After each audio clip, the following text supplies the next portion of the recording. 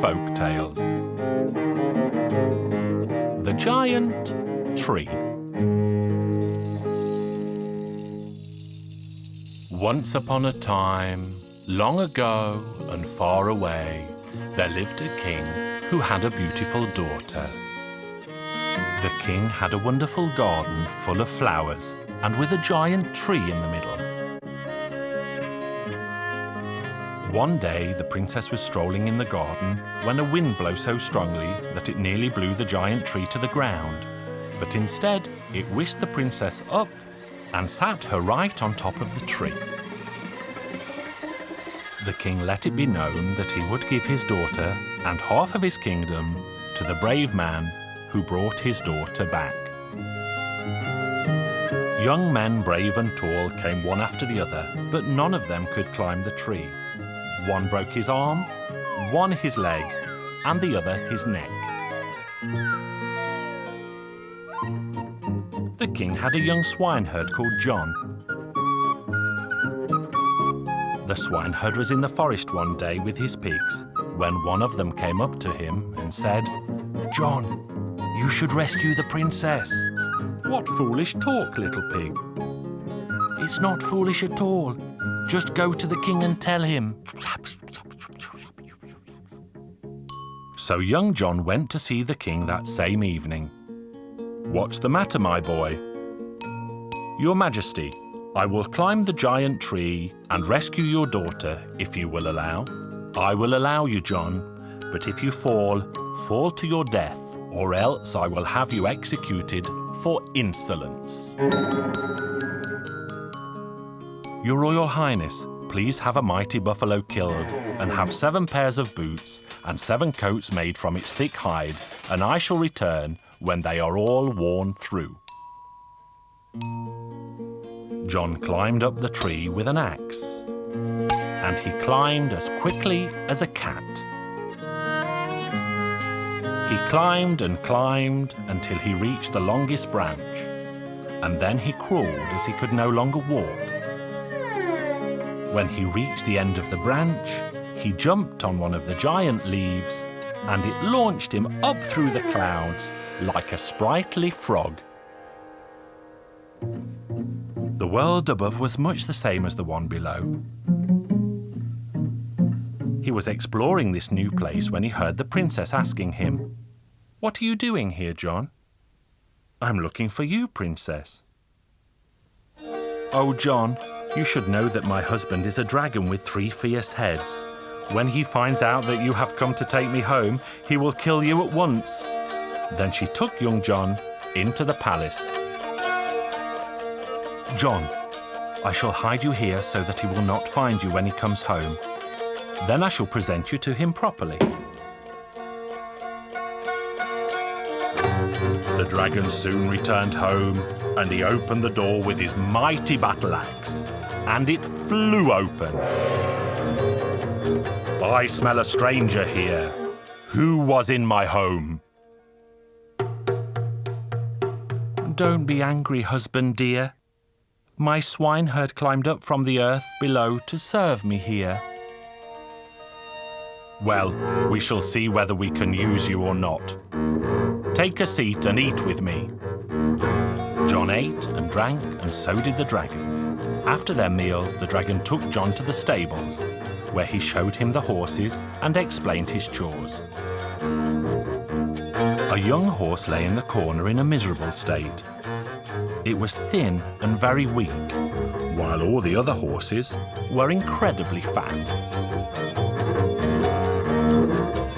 The dragon said to John, "Your job, John, is to feed my horses and keep the stables clean. But never feed the young horse anything it wants to eat. If it wants oats, give it hay, and if it wants hay, give it water." So the boy did as the dragon told him. One day the dragon went out to hunt when John was feeding the horses. He stopped for a moment and asked the thin horse, "You poor thing, why are you so thin? You can't even walk." "John, you have a good heart. If you listen to me, you will have good fortune.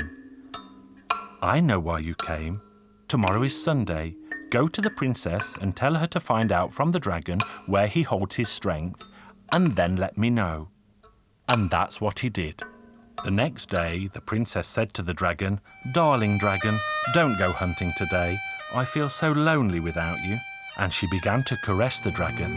The dragon was happy as he thought the woman loved him, but she loved him as much as she loved horse manure. "Dear husband, do not deny an answer to a question of mine." "What do you want to ask, dear wife?" "I only want to know where you keep your strength." "Oh, dear wife, no one else should know about that except me. If you don't tell me, you don't really love me." "But I do love you, dear." "If you loved me, you would tell me." "Look, my darling, this is a great secret. No one must know about it." "People always say that once a woman and a man are married, they should have no secrets any longer." "Very well, I will tell you, but you must not tell another soul. There is a silver bear living in the forest. It goes to the stream every day at noon to take a drink. If someone cut its head in two, a rabbit would jump out. If someone shot the rabbit and cut its head in two, then a box would jump out of that. There are 9 wasps in the box. If someone destroyed that box and killed the wasps, then I would become weaker than a fly." The wife kissed him and brought him a jug of strong red wine. "Let's drink to your health." They filled their glasses, and the dragon drank his glass of wine in one mighty gulp. The princess pretended to drink her wine, but did not, and poured the wine on the floor. "Well," said the dragon, "let's now drink a glass of wine to your health." The dragon drank the wine, and the princess did not, but she poured it down her dress. Then the princess said, "Now let's drink to John's good health." When they drank the next glass of wine, the princess could see that the dragon was getting drunk. "Dear husband, let's drink another glass of wine to the long life we shall live together." So they did. Then the dragon fell down like a log. The princess called John in. "John, now I know where he keeps his strength." After she told him the story, he went out to the stable and told the story to the horse. "Go and build a fire from wood, and after the fire has died down, bring me the hot embers." And that's what John did. The horse ate the hot ashes and said to John, "And now let me out of the stable." And that's what John did.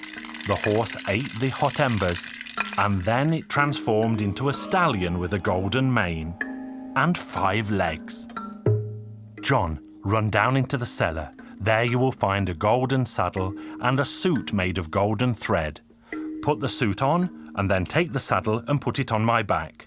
You will also find a sword hanging on a nail. You must take that too." John did as he was told. When they arrived, the silver bear was drinking at the stream. The silver bear saw them and tried to attack. The horse said, "Don't be afraid, John. Be brave."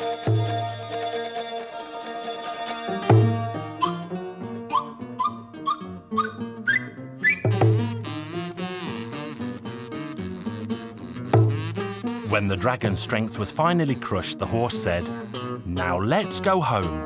There is nothing to be afraid of anymore." So back they went and found the dragon lying weak on the floor.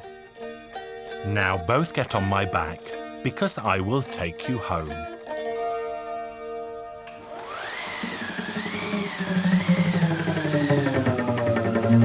The king was old and frail when they arrived back.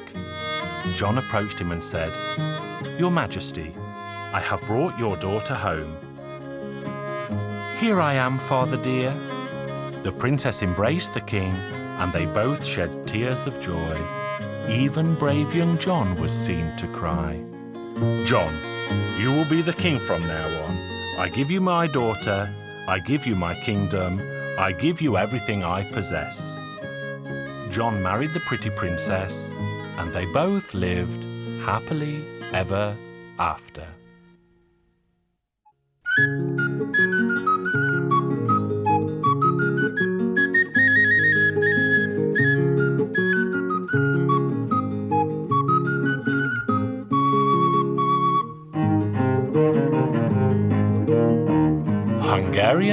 Folk Tales. The Simple Prince.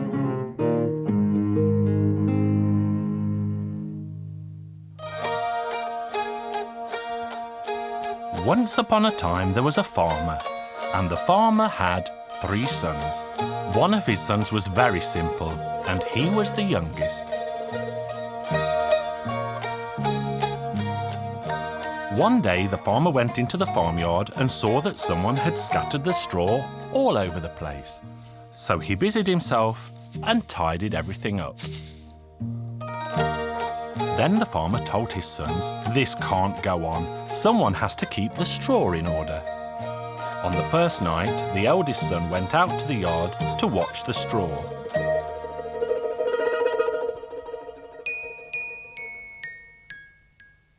But the boy became hungry and began to eat. All of a sudden, a tiny mouse appeared and sat staring at the boy. So the boy took off his hat and trapped the mouse, but the mouse vanished. Then the oldest son felt drowsy and he fell fast asleep.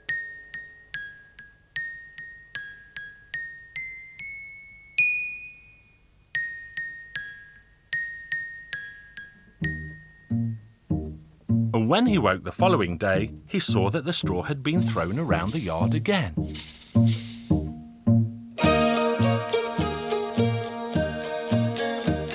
The following evening, the middle son went out to guard the straw in the farmyard.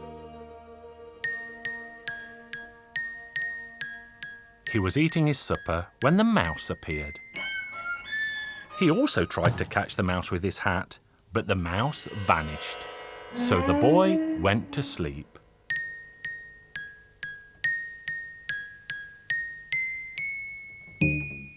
And when he woke again the following morning, the straw was messy again.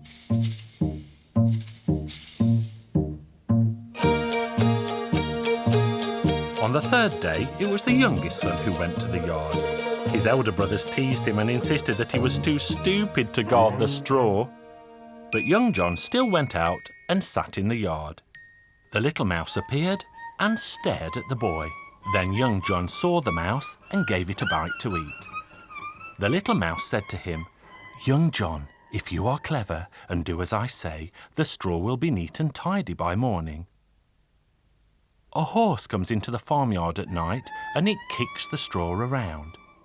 But you mustn't be afraid.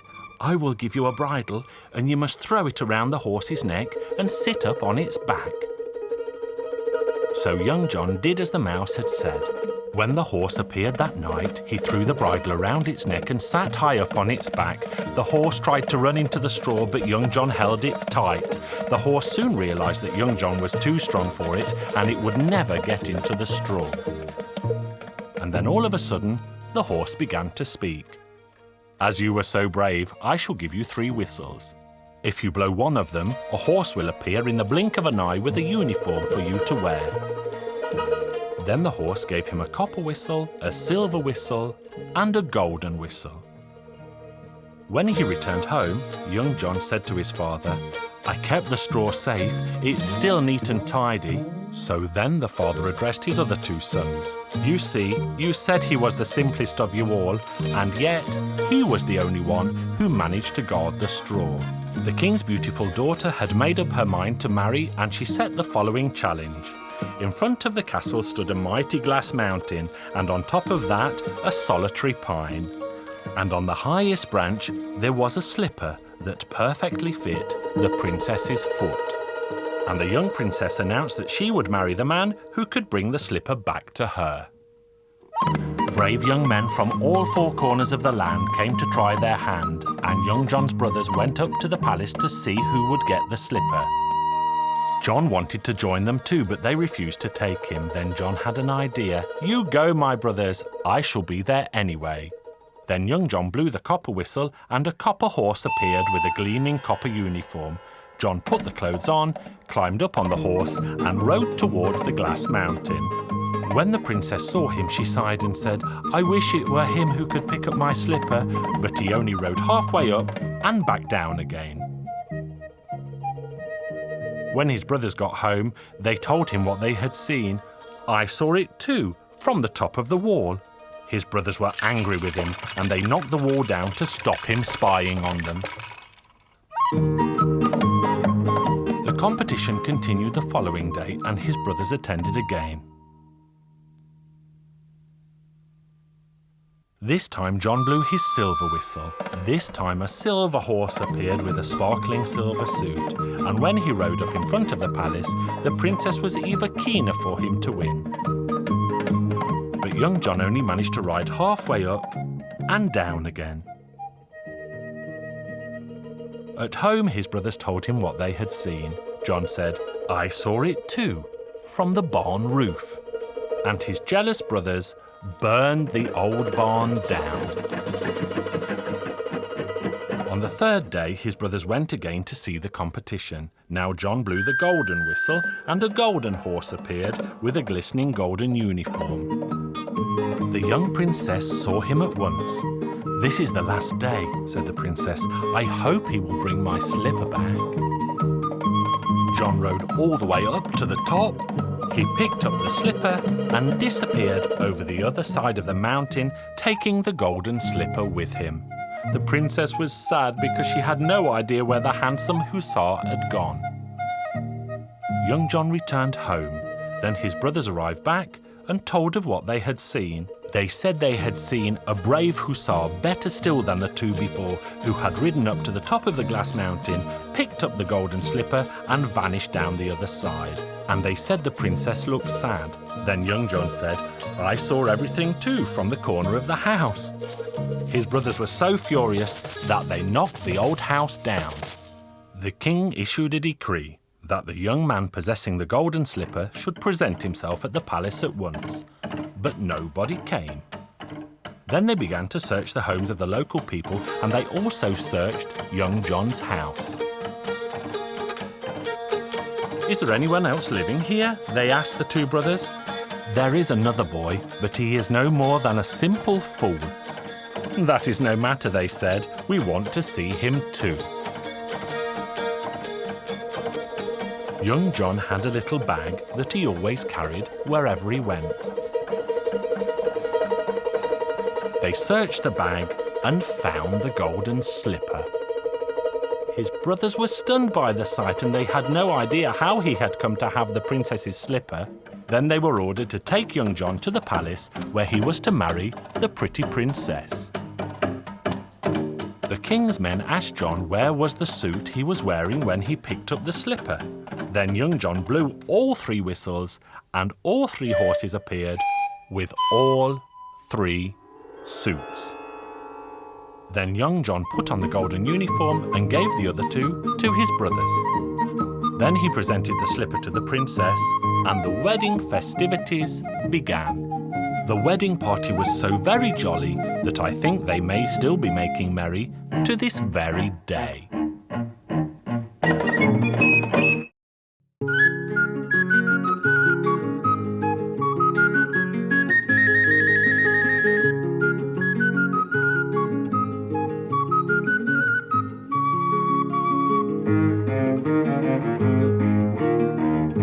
Hungarian Folk Tales. The Horse Egg.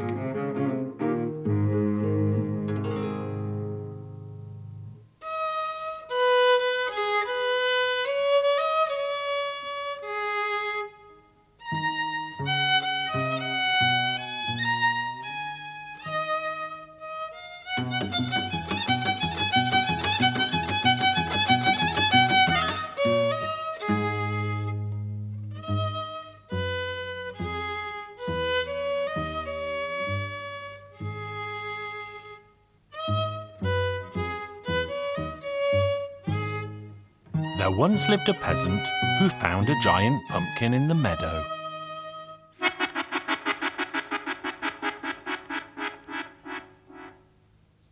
What on earth could this be, he thought. So he bent down, lifted the giant pumpkin up, felt it and smelt it, but he still had no clue what it was. So he took the pumpkin to the village council.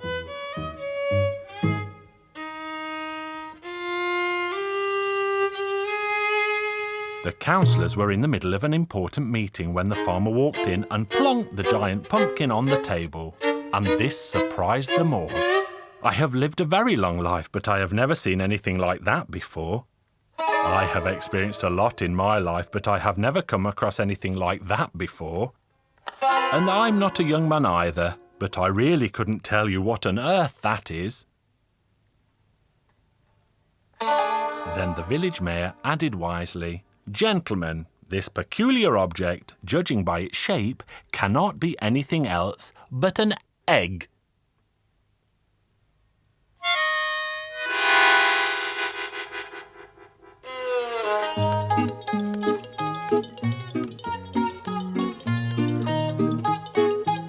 Of course, what else could it be? It must be an egg. The peasant agreed and added that the egg-like object had been warm when he first found it. The local mayor had a very clever mind, and so he wanted to know exactly what kind of egg this might be.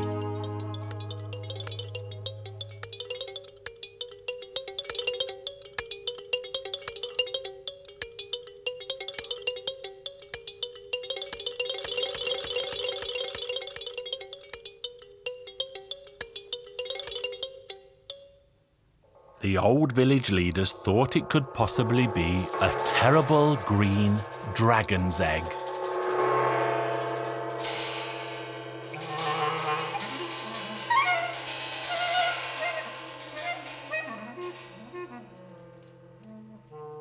However, the mayor was inclined to agree with the farmer, who said that he had recently seen a strange horse in the very same meadow.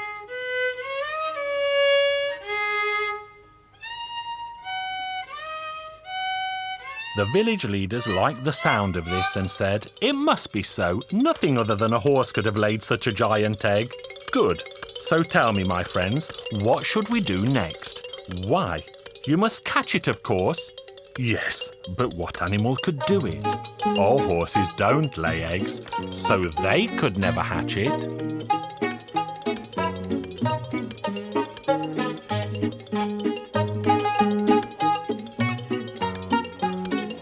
Everyone thought hard what to do. But then the mayor had an idea. "Gentlemen of the council, if the local horses are too stupid to hatch an egg, then we, the village council, should do it. We, gentlemen, must hatch the giant egg. That's what I say." This sounded like a wonderful idea, and everyone nodded in agreement. The village mayor decided to set an example, and so he was the first to sit on the giant egg, and then the gentlemen of the council followed one after the other.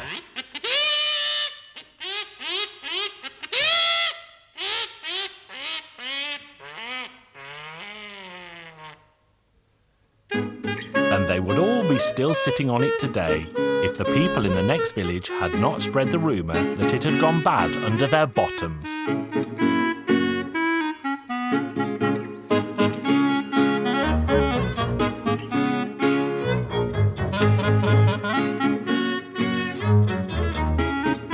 When they heard this, the local leaders protested and refused to sit on the egg for a day longer. This made the mayor very sad because he said he was sure he had felt the horse moving inside it. But the village leaders were convinced the egg was rotten and it smelled very bad. But each stuck to their own side of the story.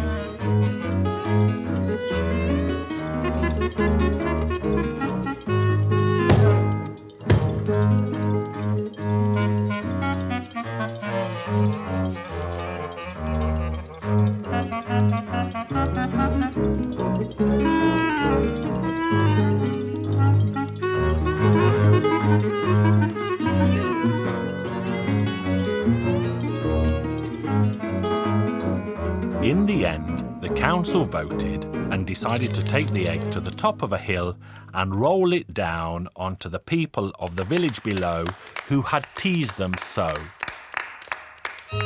The men, women and children of the village all walked up to the top of a nearby hill and prepared to punish their neighbours with the stinking egg. Everyone pinched their noses and the mayor began to roll the egg. And the giant egg rolled down and rolled down the hill until it rolled into the bushes at the bottom. This is where it broke in two, just as a rabbit ran out of the bushes.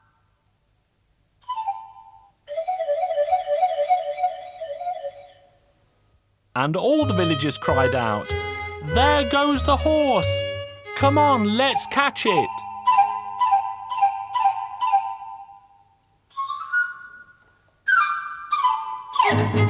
And they all gave chase to the rabbit.